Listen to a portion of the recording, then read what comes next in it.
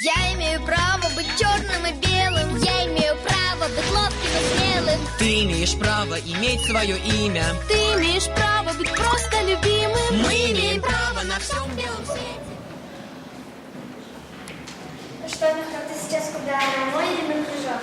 Домой, конечно. Столько нужно сделать, а родители приходят поздно. Ну ладно, пока. А я на шахматы. Пока.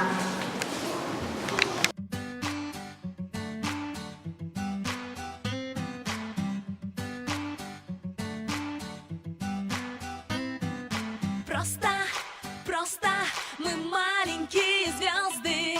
Пой вместе с нами, танцуй вместе с нами. Все знают движения, снимаем напряжение. Женя сказал, если я хорошо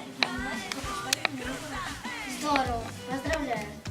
Увидимся на тренировке. Пока.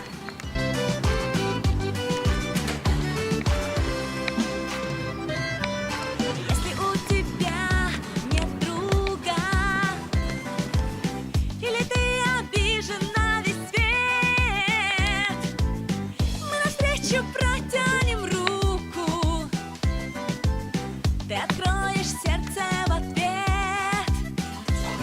Просто И надо всегда помнить, что бы ни творилось вокруг нас, ребенок в мире прав.